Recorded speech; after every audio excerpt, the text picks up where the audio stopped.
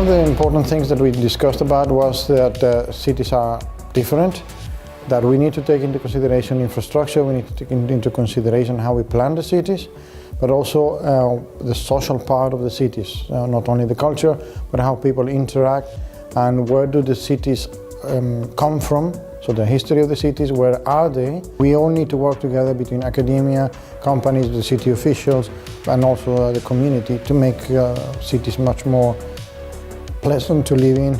I would say that one of my main takeaway is that the Viable Cities program has really good abilities to really do co-creation for real, to really address challenges and do something and create effects.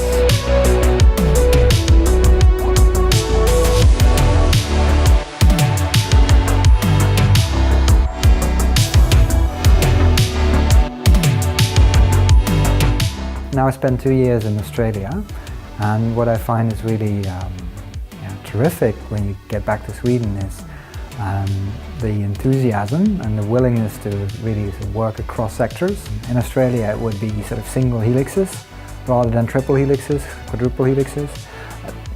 So I think that really works well in terms of universities and private sector and the public sector sort of really finding each other and having a common arena to discuss. Still, I think there's some work to be done to also involve citizens and civil society to really sort of be that quadruple helix. The last decades actually, we started to address the importance of governance and institutional capacity and working together.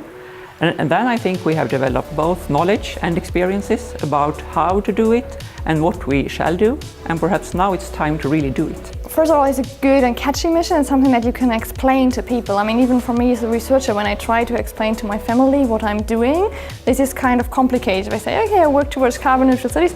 That is a clear statement.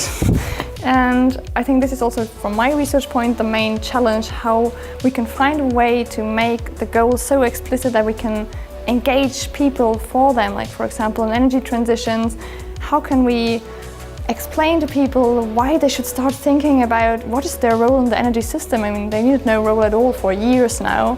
And I think this mission-oriented approach will help us to get there, to get in dialogues, to find new forms of working together, of co-creating with all kinds of actors and especially citizens. You should really adopt that sort of long-term perspective if you want to do transformative change. I think that time horizon of having a program for 12 years is really important to make sure that actors really start collaborating with each other in a substantial way, not just doing sort of lip service, and also to have that patience to do experiments, and that it takes time to see what's the impact, what are the outcomes of the experiments.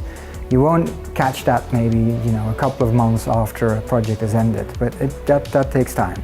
So I think that's a really wonderful feature of Viable Cities, where in Australia you would see that these programs would run probably for 2, max 3 years, and that's a challenge. I think it's a really good mission for us as a city. It challenges us to create new solutions and to really develop new solutions in order to be climate neutral into 2030.